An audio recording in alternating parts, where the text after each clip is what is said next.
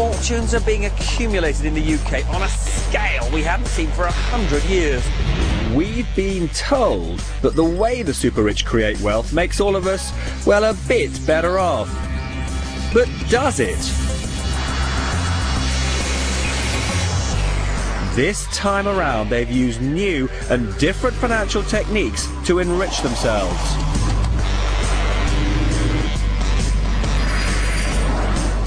And right now, they're the big winners, and we seem to be the losers. I'm going to tell you how the new super rich are making their fortunes and why we're picking up the bill in a global greed game.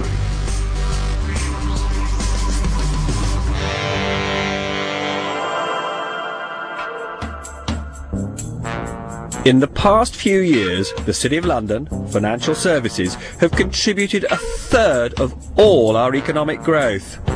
London is the capital of capital.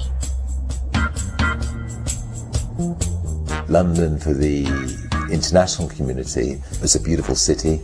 A lot of people are living in London that they might find interesting to meet. It's got the restaurants, it's got the clubs, it's got the bars, it's got the decent hotels, it's got the nice houses. It's safe, it's secure. There's a lot going for it. More than 50 billionaires call Britain home. Not since the 19th century have there been such opportunities for so many to make quite so much money. At least 30,000 Brits now earn more than £500,000 a year. In 2006, 4,200 city executives took a bonus of £1 million or more. And among hedge funds alone, 150 people have been earning more than £20 million a year. The only other period we have seen similar accumulation was during the Industrial Revolution in the Victorian age, when the whole raft of Victorian industrialists made massive fortunes very quickly. But even that was over a period of 40 or 50 years. This has been in the last 10 years.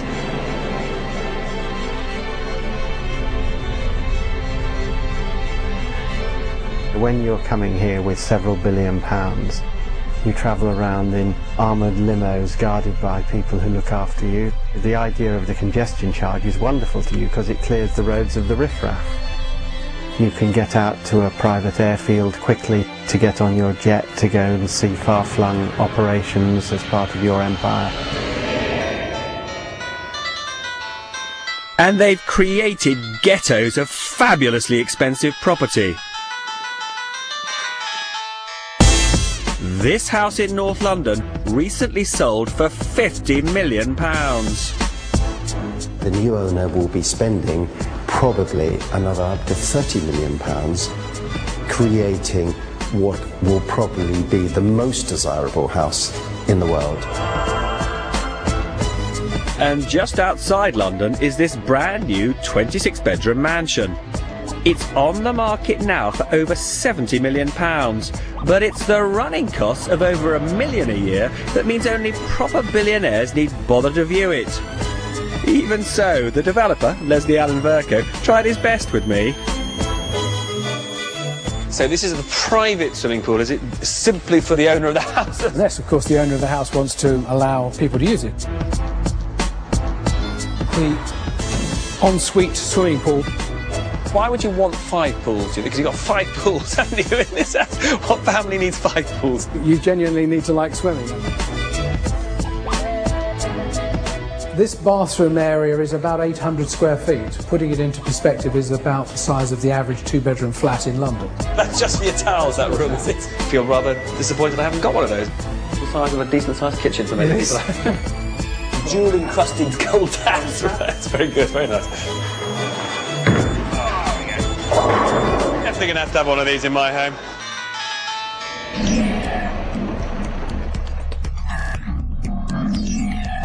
So how have all these people become super rich in such a short time?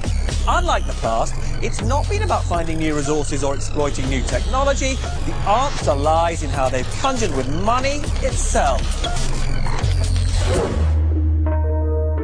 and they were helped to become wealthy beyond anyone's wildest dreams by a sharp fall in the cost of money for them and all of us, engineered by the US Federal Reserve.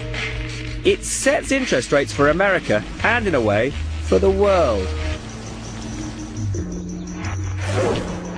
A clear September day.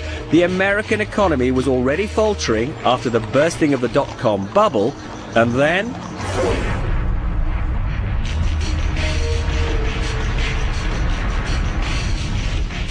the world's most powerful central banker, Alan Greenspan, feared the terrorist outrage would further undermine the confidence of businesses and consumers, so he kept interest rates unusually low.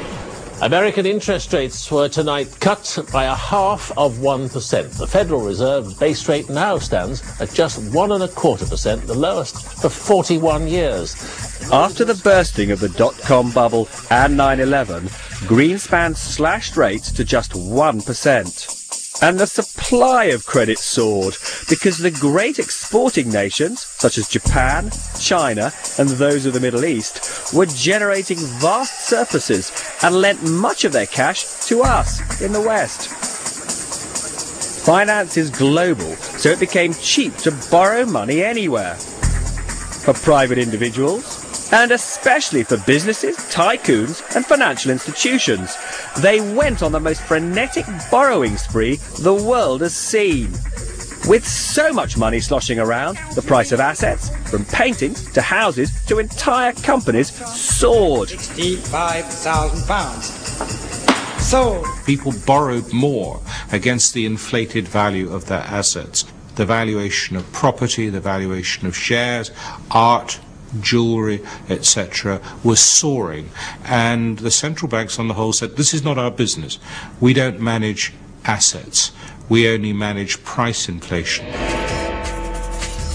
With markets rising, borrowing vast sums for investment was the route to magnificent fortunes. It's what bankers call using leverage. Leverage is simply borrowing to invest. You're not investing your own money, or you're investing part of your own money, but you borrow to invest more. So that's leverage is borrowing to invest. When we borrow for a mortgage, we are leveraging. As simple as that. The power of leverage to multiply profits is a common experience for millions of us who borrow to buy a house. If you put down a £10,000 deposit when buying a £100,000 home and borrow the other £90,000, and that house then rises in value to, say, £110,000, well, your £10,000 doubles to £20,000. You make 100% profit. That's the magic of using the bank's money to finance most of the purchase. And in a rising market, the more you borrow, the greater your profits. The level of debt that became available for deals became very, very high. And what was really uncomfortable was that not only was it a high level of debt, but every passing month you could get more and more debt. With debt so cheap, deal makers were borrowing mind-boggling amounts to invest in financial markets, in property, and in commodities, or to buy entire companies. Banks were willing to lend on multiples that they'd never known before. The past 5-6 years have been unprecedented in terms of cheap debt, quite frankly. And have we benefited from that? Absolutely. You know, I would rather be lucky than clever every time. So we'll take every bit of luck that's going our way. And for Tom Hunter, Britain was a pretty good place to be, because since 1997, Labour has tried to make the United Kingdom a land fit for the new super-rich. Well, I think, first of all, you've got to thank your lucky stars if you are an economy which has the vibrant and successful industries to a disproportionate degree, because that is generating wealth that you can do something with. So it's better to have the wealth generated that you can do something with than not have the wealth generated at all.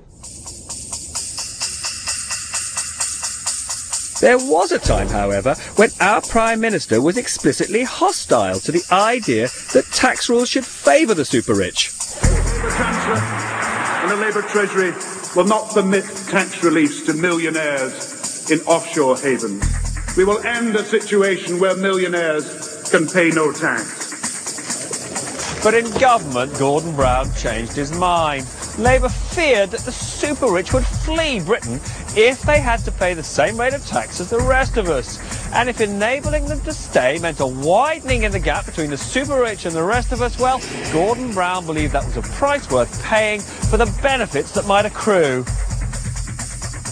We want the best people in the world to come here because the spin-off and the clusters and the multiplier effect of them building businesses within our country is phenomenal. And why not have the best in the world right here? We've had the extreme case. There are people in my industry who have literally lived in the country more than 40 years and claim to be non-domiciled and pay very little tax. Now that seems to me, both politically and indeed at some danger of the word morally, fairly repugnant.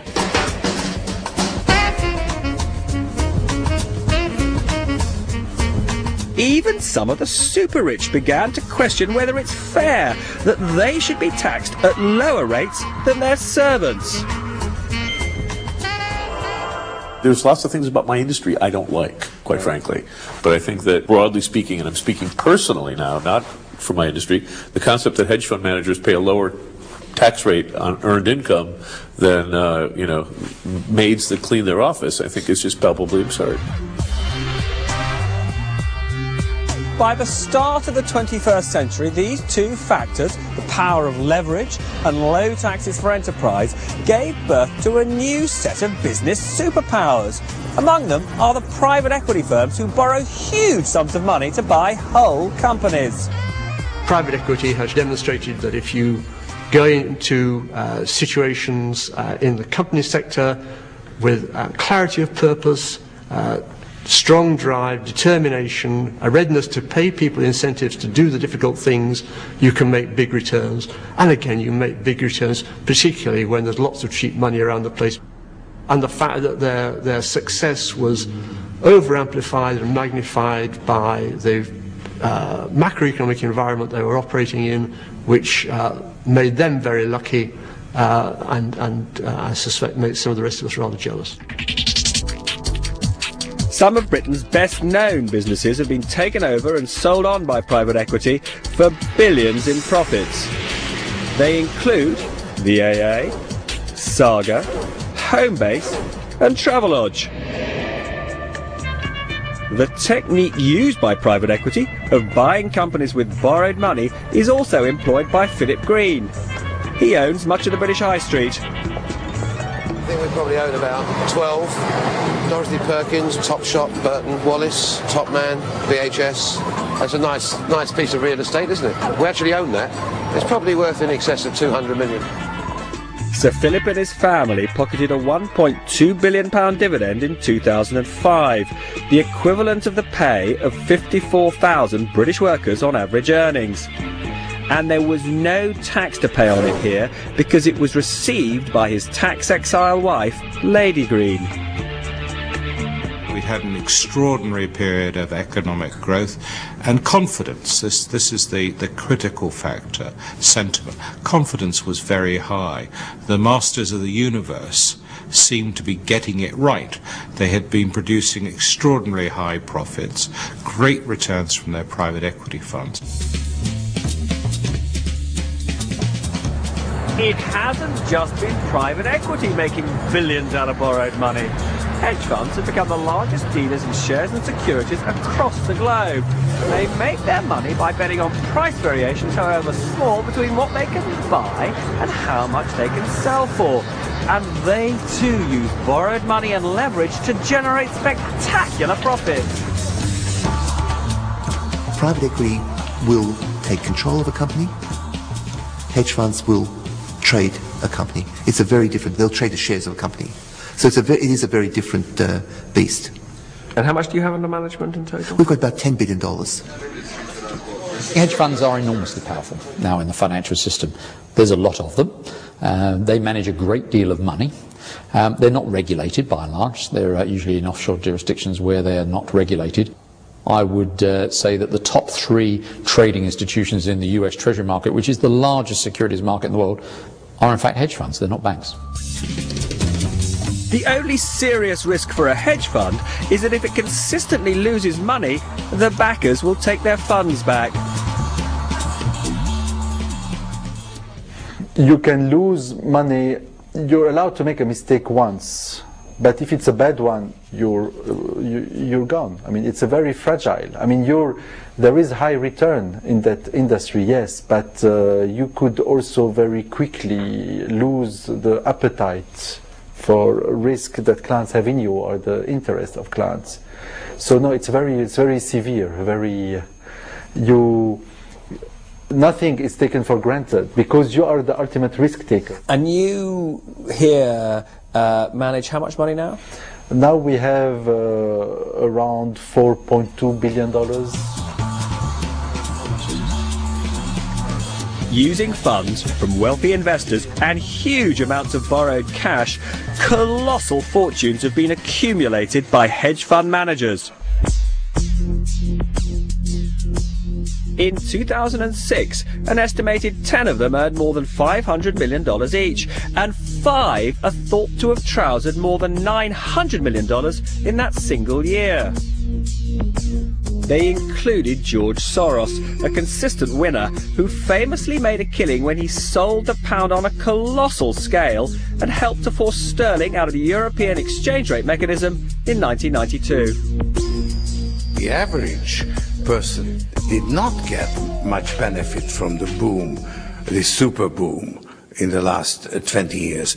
It's really the people like me who have really earned enormous amounts of money. Every soul will know its fate when they arrive at the pearly gate. The spirit of an age can be captured in its art, so perhaps this is the symbol of all that debt-fueled financial excess. Damien Hirst's For the Love of God. The glittering death's head, encrusted with 8,601 diamonds, is said to have been sold to an investment consortium for £50 million. But the details of its sale are shrouded in secrecy, as are so many of the transactions of the new super-rich. What's its intrinsic value? There's quite an argument about that. Who actually owns it? No one seems quite sure. In many ways, the glitter and the ambiguity seems to capture perfectly the spirit of this age of easy money. One reason why so much cash was pouring into the pockets of the stars of the new financial industries was the pay structure they devised. They wrote the rules of the greed game so they couldn't lose, though it turned out that most of us could. The money-making skills of private equity and hedge fund stars were considered so rare and precious that they were able to charge their backers astonishing fees. These new breed of fund managers were performing extremely well for their clients. So if you gave them £1 billion, and if they turned it into £2 billion, that's £1 billion profit, they'd take 20% of that as a success fee. The tradition had been to take 0.5% a year of the backer's money for managing it. But private equity and hedge funds charge much more. A basic fee of 2% a year on all funds under management, plus 20% of all profits. This was jackpot capitalism. So long as that remuneration structure persists, so it's an asymmetric bet, it's a one-way bet. If he makes a great deal of money, then he gets his 20% plus of it, and if he loses money, well, it wasn't his. And I think once you've got that, and that leads to earnings in some cases of literally hundreds of millions of dollars in the hands of individuals, they're unlikely to change. If you'd got a deal that you did for $1 billion, sold for $1.5 billion, made $500 million, you'd get a 20% carried interest on that, $100 million. You'd probably have taken 30 or 40 million out of it in fees. The reason private equity charges what are considered to be high levels of fees is there are relatively few people in the private equity world and there are relatively few new entrants into that world. It's quite a rare combination of skills, and the results, the financial results that the industry is able to deliver to its investors means that the investors are continuing to pay those fees. Not only were the rewards massive, but the bet was one way. Using borrowed money meant taking 20% of the gains, but leaving all the losses for the original investor. And what began to motivate many wasn't pretty. Do you think greed got the better of some people in that period? Well, I don't know that it was greed. I think it might have been enthusiasm. I think in every cycle, it always works the same. People who are doing something keep doing more and more of it. They lose a little of their grounding in terms of the amount of risk that they're taking. Because the rewards on offer from hedge funds and private equity firms were so huge, the big banks saw much of their talent defect to them. So the banks too had to offer their more financially creative employees the opportunity to pocket around 20% of the gains. Individual bankers now had the opportunity to play the greed game with their organisation's money. It's particularly awe-inspiring when you get back to this central point that the main things which have driven people's ability to earn that remuneration, not every single case, but the majority of cases have been two things: a bull market and access to the bank's capital. It's not their own money they're risking. What's the sort of minimum, do you think, in the last 2 or 3 years that a fairly mediocre, middle-ranking trader or investment banker at one of the bigger houses would have expected to take home? You're probably talking about $1 million bonus in those circumstances. And how high does it go? There isn't any limit. And as the greed game intensified, other professionals joined in. They were eager to facilitate the deals which would reward them, rather than ask awkward questions about all that debt that was being heaped on the system. Everybody else joined in. The investment banks who are selling companies, the accountants who are increasingly doing less and less work to make deals happen quicker and easier, the lawyers who are finding their ways through difficulties by pretending they weren't there. Everybody contributed. It was a big bubble. And people made a lot of money out of doing as many deals and as big a deal as quickly as they could. If you were a Wall Street investment banker making $3 million a year, you were on top of the world. You were the master of the universe. Suddenly, that banker making $3 million is looking at the hedge fund guy who he used to work with making $3 billion or maybe $1 billion a year. So it's created this big class warfare and envy between what I call the haves and the have-mores. Many of the have-mores feel a visceral desire to prove their superiority over the mere haves. So there's quite an industry catering to their needs for those little extras. Meet Charlie, who provides what they want, however eccentric. Do people typically use you for stuff they want for themselves or as a present? Oh, it varies. One of the members for his little son asked for one of the Premiership footballers to play with his son in his back garden, which... You were able to arrange that? We were able to arrange that. A specific Premiership footballer? Yes. And you were able to arrange that? We were able to arrange that. It was beautiful. You're looking more for brown or black? There's no price on it, which is plainly the sign of a good bag. What do you think it costs? That's £8,500. I would have thought on my BBC salary that's more than affordable. We now have requests of submarines. No, really? Yeah, so they have their own submarines made. You can speak to someone and create your own submarine, which is definitely unique and different. Yeah, unique and different. I think I'd probably find myself feeling a bit claustrophobic. Definitely. Couldn't sunbathe, could you? One of our members called last week asking for a jet fighter for her garden. Well, she wanted a jet fighter just in her garden? In her garden. As an ornament? Yes, that's all she wanted. Why? I don't know why. We don't ask. We just say, of course, madam. We have to come up with more and more extraordinary experiences, whether it be living with a tribe in the Sahara for 6 weeks to challenge yourself and your mental state, through to, climbing Everest. We have a Valentine's Day extreme event where you can have supper with your wife or your husband on an iceberg up in the Arctic. To walk onto boats that are, and boats probably isn't a great description of them, vessels, that are larger than most homes that I've been into, that are 200 feet long, that can only go into limited ports because only so many ports can handle them. But to walk into staterooms that frankly you would think you were in the Palace of Versailles or Buckingham Palace or the White House, it is pretty amazing. And every time I walk onto one of these boats and have the opportunity to tour them, it continues to take my breath away. With such a boom in full swing by 2006, it looked like nothing could stand in the way of the players in the greed game. And yet the very methods they used to make all that money contained flaws that would topple them, derail the world's biggest economy, and cause mayhem for the banks on which we all depend. Low interest rates didn't just make it cheap to borrow, they gave little incentive to save. And this had significant consequences for the banks, which needed to raise money to meet the inexhaustible appetite for loans. The first thing is that we had a significant decline in savings rates, so the deposits fell. The banks could not necessarily provide all the funding for the products they got demand for simply from deposits. So they had to look for other forms of funding.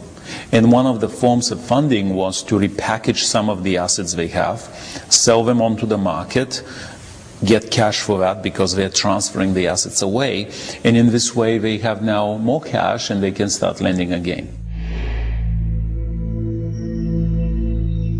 So in America, Wall Street banks started by selling good quality loans to raise money and then looked at what else could be sold. There was this machine that Wall Street created which was really remarkable. And they kept on pressing this technology to the point where they said, well, prime mortgages work. How about we expand this technology to include less creditworthy home buyers? With no income verification, no bank statements, and no tax returns needed. And with this no documentation loan, Greenlight Financial Services gives you the choice. Individuals, often those with the worst of credit histories, were given the opportunity to borrow to own that cherished home. They were known as subprime borrowers, and there were truly frantic attempts to lend to them. The ads would be, literally, just released from prison, never had a job, can't document that you are even a citizen. Please come down. We would like to make a mortgage for you. In Cleveland, Ohio, the mortgage brokers wouldn't let any opportunity to earn a commission slip away. They came out to my job. It was a snowy day, and I was told if I wanted the house, I had to sign then there on the spot. So I just signed hurriedly. I was looking for a place for my children and myself, and it was like either you sign or you don't have a home. So I just signed. My Heavenly Father, God. The mortgage brokers which supplied subprime loans to the likes of Eleanor Hall didn't keep those loans on their books. The capital for those loans came from banks on Wall Street, and after the loans had been made, they were sold by the banks at a profit to investors who might be thousands of miles away in Europe or Asia. The new model says I make the loan, I package it up, I sell it on to somebody else, it's gone as quickly as possible, and there is no ongoing or continuing involvement or relationship or responsibility on behalf of the lending bank. Every time a mortgage was given, the broker took a commission. Every time those mortgage loans were sold on by the banks that extended the credit, the banks booked a profit. And because the banks had sold the risk of that loan going bad to someone else, there was little proper incentive to impose proper checks that the borrowers really had the means to repay their debts. subprime, you go from 4 times income to 8 times income. You go from checking the incomes to not checking the income, from doing proper valuations to using Google Earth and postcodes to value houses, which was done. So everything was driven far too far. Do you own a house? Are you looking for lower mortgage payments? Yeah, who can help me with that? How can? There was a torrent of cash for subprime loans thanks to a banking breakthrough called structured finance, which turned risky loans into supposedly safe investments. This is how it works. Here are 3 risky subprime borrowers. And over here are 3 investors who buy investments created from their mortgages. One investor loves risk, one likes a bit of risk, and another hates taking risks and wouldn't normally lend to a subprime borrower. Now here's the great innovation known as structured finance, which persuades the low-risk investor who controls billions to lend to our subprime borrowers. I'm a clever banker, well, let's pretend, and I'll mix these 3 mortgage loans together and create 3 new investment opportunities. To Mr. No Risk, the pension fund manager, I promise that he'll get first dibs on whatever cash is received from these 3 borrowers. And because he's getting first dibs on the cash, he thinks the money he's investing or lending is as safe as can be. To Mr. Medium Risk, the investment banker, I promise that he'll get the second bite. And the lover of risk who runs a hedge fund, she'll get whatever's left over. In the unlikely event all my borrowers pay on time, the 3 investors all do very nicely. If one borrower gets into difficulties, well, we sort of assumed that would happen, and my investors are still pretty happy. But if none of them pay, then they're all facing losses and are pretty upset, especially Mr. No Risk.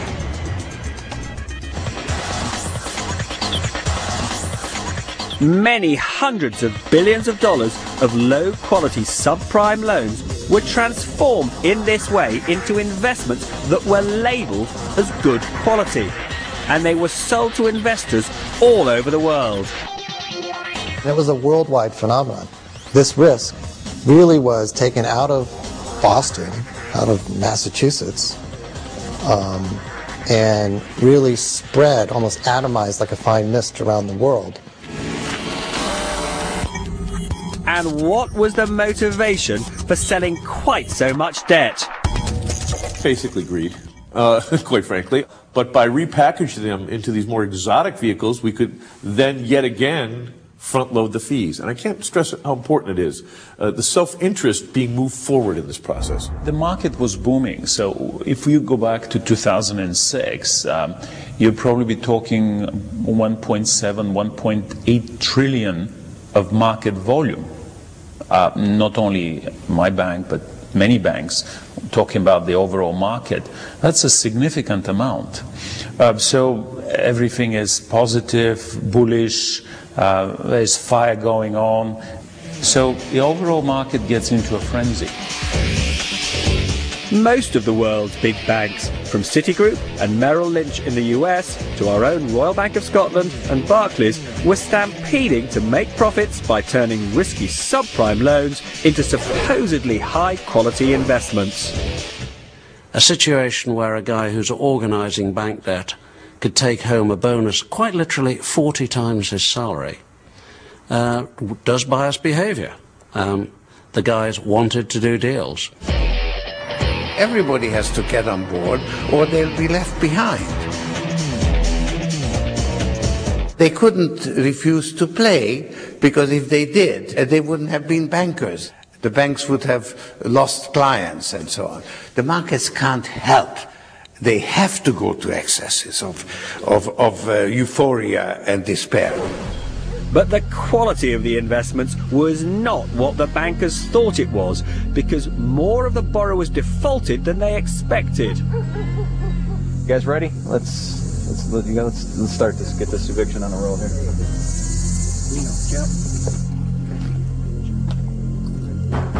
Sheriff's office.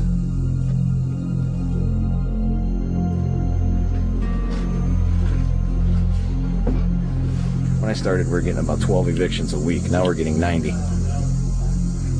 Just goes to show you that neighbors are, you know, going through the same sort of problems within weeks of each other, literally. Subprime borrowers had been lured into taking on their mortgages by special low teaser rates, with neither borrower nor lender worrying enough about what would happen when the low rates came to an end. And when rates rose, well, for many, default was inevitable. At the end of her introductory offer, Eleanor Hall's monthly payments went up by a painful 75%. I was under the impression that I had a fixed rate of $625 a month. I had no idea that I had a variable rate that would escalate every 3 to 6 months. So my mortgage went from $625 a month to $1,098 a month. You could borrow 100% of the debt without any questions asked, and with a teaser rate that really got you sucked in. The very word teaser rate gives the game away. The essence of good banking for millennia, that the lender is supposed to check whether the borrower can actually repay, had been lost. When I grew up and I looked at banking and was in banking indeed, what used to happen was you went to see a bank manager to borrow money and he lent you the money and made sure that you paid it back, or tried to make sure that you paid it back. As soon as you divorce those two things, you're in trouble. In the stampede to do deals, banking common sense had been abandoned. But for years the danger was ignored, because all those dodgy loans had been converted into investments that had a AAA rating, which in the past had always meant that they were ultra safe. When something is rated in the financial community AAA, the assumption of everyone is that it just can't go wrong. In all of my years in finance, which is now getting pretty close to 40 years, I've never seen a AAA default. AAAs don't default. AAAs are like Exxon and Royal Dutch Shell. There are very few AAAs, and they do not default. But just how impartial were the agencies that awarded these AAA ratings? After all, they were paid by the banks which wanted to sell the investments as AAA. None of us would hide the fact that we are paid by the issuers of the bonds, and that does create a potential conflict of interest. What we would point out, though, is that we have a number of ways of managing that conflict to ensure the integrity of the work that we do. But when giving the AAA rating, the agencies didn't actually go back to the subprime borrowers and check that they'd be able to repay their loans. We do not do underlying due diligence. We do rely on information that's given to us. The investor community was aware of that, or should have been aware of that, because it was public fact. Eventually, the simplest and oldest financial logic would reassert itself. The thing people forget about borrowing money is you've got to pay it back. That's a golden rule that I learned at my father's apron. And someday the bank's going to come and say, can I have my money back? And then you say, oh well, it's in this house, which isn't quite valued what I paid for it, and therefore I need to sell it, and therefore, you know, it all unhinges. The bankers and rating agencies had been too clever for their own good. They based their AAA ratings on historical data. They looked at how many subprime loans had gone bad when the market was tiny and used that information to calculate how many would default as the market grew and grew and grew. It turned out to be a catastrophic error. The red light was November 06, a bit more than a year ago, when what you call the first pay default, a very important figure, i.e. people who have borrowed and at their first payment, 6 months after borrowing, are not paying the first interest. That's pretty significant. First pay default historically was 1.5%, 1 to 2%. In a matter of a month, that figure jumped to 5–6%. That was a clear sign when you have people not paying that you should be worried. Default rates were bound to rise as subprime loans shot up from being 1 in every 13 US mortgages in 2001 to 1 in every 4 by 2006.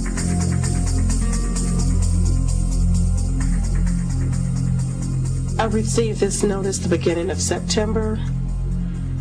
It was plastered to my door. It was bad enough, it broke me down, but I had to do everything to keep my children in control because I really didn't want them to know what was actually being done. Eleanor Hall, like thousands of others, can't pay and has been made homeless. I don't ever see myself owning another home. I just don't see it. I don't trust. I'm always looking over my shoulder. People I thought had my best interest, they was only out for $1. Here's what really shocked the bankers. Subprime loans were going bad faster than any other kind of loan, in a wholly unprecedented way. In the past decades, it was always the case that the general population would default on everything else in order to keep their house at default. Credit cards at default on their loan to buy their fridge, they default on their car loans. And then finally they would default on their mortgage. They're keeping their credit card current and they're defaulting on their mortgage first. This has never been seen before. When the scale of losses from subprime loans could no longer be ignored, the holders of all those AAA investments made out of subprime loans had a horrible awakening. In August 2007, a big French bank, BNP Paribas, sparked a global financial panic when it announced that it couldn't value its holdings of investments created from subprime loans. When BNP came out with that, this was a moment we're saying it's time to go home. Children, the party's over now. Banks became reluctant to lend to each other because they weren't sure which of them were holding the subprime poison and whether they would ever get their money back. The multi-trillion-dollar money markets that underpin the global economy seized up. The speed at which it happened, the way in which financial institutions just, withdrew from the market because they were worried. I think that was unprecedented, and it surprised politicians, it surprised regulators, and certainly surprised the banks. So once you're in that vicious circle, lack of confidence, bit of lack of trust, you don't know who's holding the problem, everybody then, like lemmings, run for cover. Once people got scared, they started being less happy to lend to each other. They started being less happy to work with each other. And again, that in itself led to all sorts of other activities. Specifically, securities going down in price. Was that fear rational? Is fear ever rational? I don't know. But is that fear rational? I'll give you a short answer, yes. The fact that people did not know the full exposure to the subprime area or to the SIB area or whatever, yes, of course, if you don't know something, being fearful is rational. Once the river of money stopped flowing, with banks and financial institutions loath to lend to each other, there was a very high-profile casualty in Britain. One of Britain's biggest mortgage lenders needs emergency support from the Bank of England. Northern Rock has problems raising money because of the crisis in the financial markets. Yeah, absolutely clear. There is no suggestion that this business is fundamentally bust, but merely running out of money in this way for a bank is extraordinarily serious. The company was very successful because it was taking a tremendous amount of risk. Northern Rock went to the brink of insolvency because its business was dependent on raising money by selling its mortgages to international investors. And when investors were burned by losses on subprime, they refused to buy any mortgages, Northern Rock's or anyone else's. They were actually possessed of enough capital to survive approximately a 1-week shutdown in the capital markets. That was all. Banks across the world, in Germany, France, Switzerland and the US, have lost tens of billions of dollars and have had to be bailed out by governments or by investors with deep pockets. The Swiss bank UBS says it suffered much bigger losses than anticipated because of its exposure to the subprime mortgage market in the United States. And today, Barclays said it had written off £1.6 billion of risky investments related to US mortgages. The global credit crisis has deepened, with America's fifth largest investment bank asking for emergency funding. Bear Stearns, which has been hit by the US housing market slump, has been bailed out by another bank and the Federal Reserve.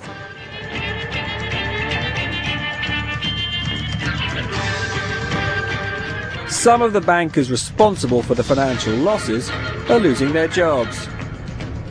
Bonuses of investment bankers are going to fall drastically now that you're discovering that a lot of the banks, investment banks, are taking billions of dollars worth of write-offs, and these people are getting kicked out unceremoniously out of their jobs.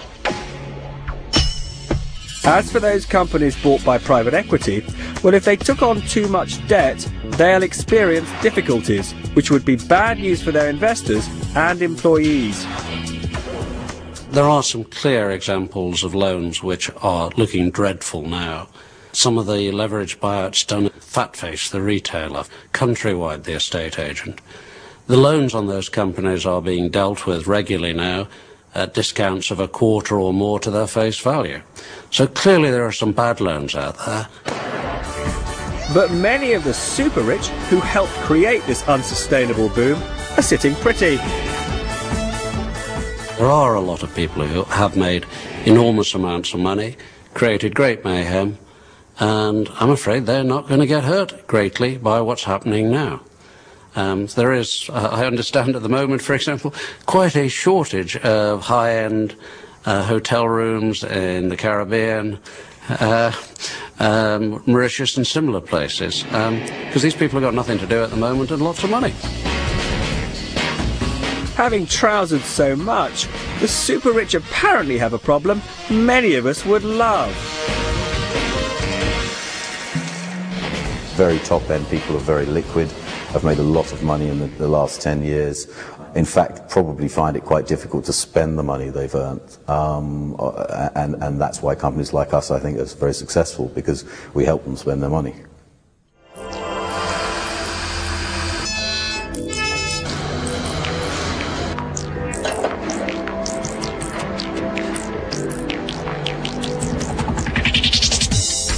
Frankly, for companies that are producing such limited quantities of these very exclusive products, they can't manufacture them quickly enough. There's a new Rolls-Royce, the drop-hit coupe, that was launched last year. If you were to walk into your Rolls-Royce dealer today, if you were lucky, you would maybe get one in 2 years. They continue to indulge in their passions, and I don't see that changing anytime soon. And demand for the most expensive motoring experience on Earth doesn't seem to have evaporated.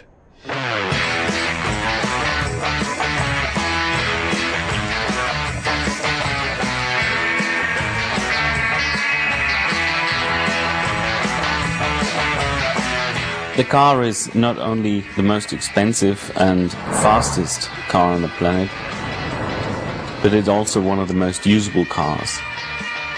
The customer who pays 1.1 million euros plus tax gets a car which is really second to none.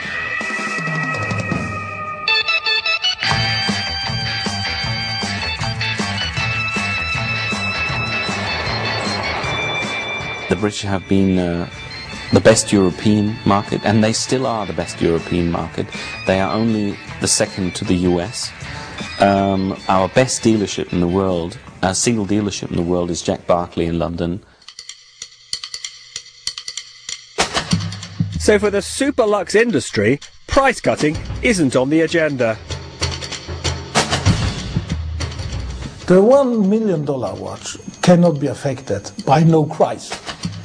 That's the extreme. The extreme is safe. At the 1 billion, there will always be demand for $1 million watch. That is for sure. And if you want to build a new watch brand and you want to go safe, start with 1 million, your first price. Then you are safe.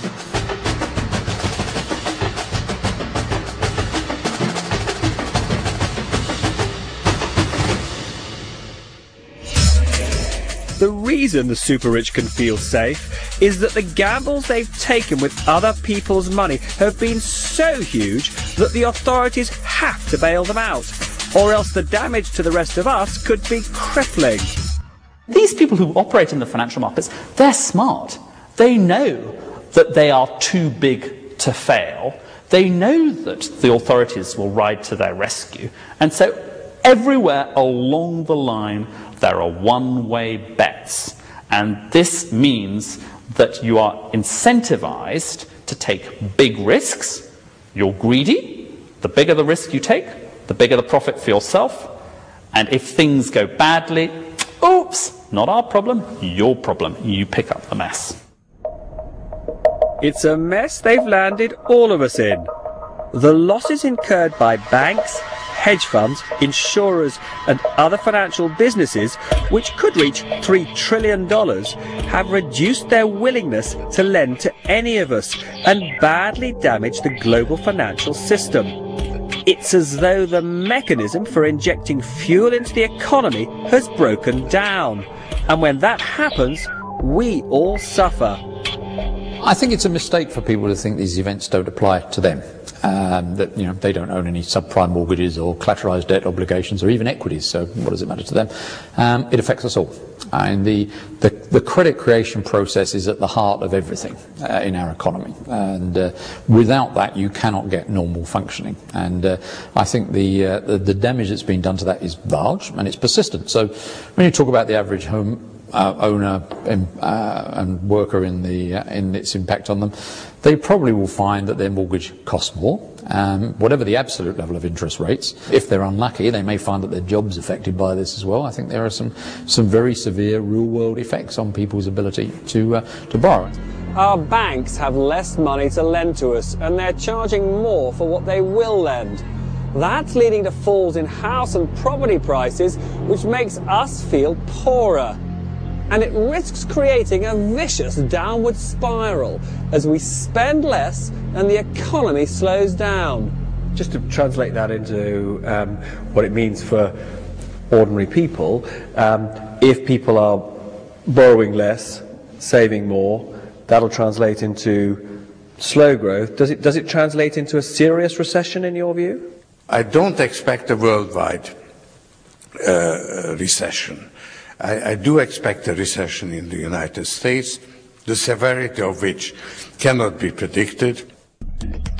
As a result of recent budget changes, the British tax system may no longer be quite so favourable to the new super-rich as it was. But what about the widening income and wealth gap between the super-rich and the rest of us? It's more the way that wealth's accumulated. If wealth's accumulated out of people growing companies successfully, that's generally good. It's hard to come up with a real negative on that. If, on the other hand, it's some guy who's made all of his money out of making 2 or 3 huge financial bets, then the social implications are much wider, because those bets will go wrong as well as right, and when they go wrong, there will be a lot of victims other than the guy. So there's a social and political issue there. So the guy who's made $100 million out of being the promoter of over-leveraged structures, that's a political issue. He's caused a lot of damage and he's got very rich. I think an economy which is characterized by extremes of wealth is not a secure and safe economy any more than one economy versus another economy. Extremes of wealth and income give rise, I think, to very serious moral risks. That might not matter if we could be confident that lessons are being learned from the crisis. But what we see is that America's central bank, the Federal Reserve, is once again slashing interest rates and pumping cash into the system. Now, didn't that start the whole poisonous process? You have a boom-bust process similar to many that we have had in the last decades. But it's also the end of a super boom that has lasted since the end of the Second World War. From time to time, the markets don't correct themselves, you have a crisis. And then the authorities have to intervene and inject liquidity and bail out the failing institutions. And that creates a system of asymmetric incentives where you are encouraged to leverage, but if things really go wrong, there is relief. If those in charge of the system can't be relied upon to change their ways, what chance that those who play the greed game might actually mend theirs? They've been incentivised to take dangerous risks with other people's money in the hunt for big profits and vast rewards. Have those incentives been eliminated? No, not really. I think that if you set up a basic remuneration structure where people get paid 20% of the gains from playing with other people's money, I'm not quite sure what possible event could occur to make them learn anything from it. You really just need to change the structure. That's the only thing that will get their attention. And who's going to change that structure? There's only really one group of people who ever can change any structure like that, and I think that's the owners. This is a matter of so long as people are willing to be shareholders in banks where traders are allowed to play with the bank's capital and walk off with 20 or 30% of the gains on it and none of the losses, and where people are willing to invest in private equity and hedge funds and allow the same thing to occur, it will occur. If you're a hedge fund or a private equity firm, there are fantastic opportunities to profit from the turmoil. A number of hedge funds have already made billions from betting that all those subprime investments were overvalued. And some have done very nicely from speculating that the share prices of our leading banks would tumble. As for private equity, well, a recession would be just the most glorious time to buy businesses at knockdown prices. Is this actually a period of tremendous opportunity for a firm like this? Yes, it's going to be a great opportunity. The real golden age comes when you have a mess. You have economies that are on their back, capital inadequate, and when you start buying businesses at that part in the cycle, you inevitably do extremely well unless you're too early. And right now it's a little bit too early, but as you wait and this develops, it'll be a great time to be buying businesses. So there are still plenty of opportunities for the new super-rich to increase their fortunes, even though the global financial system is in intensive care and our prosperity is threatened. With the greed game still being played, if we're not going to end up the losers again, the rules will need to be rewritten.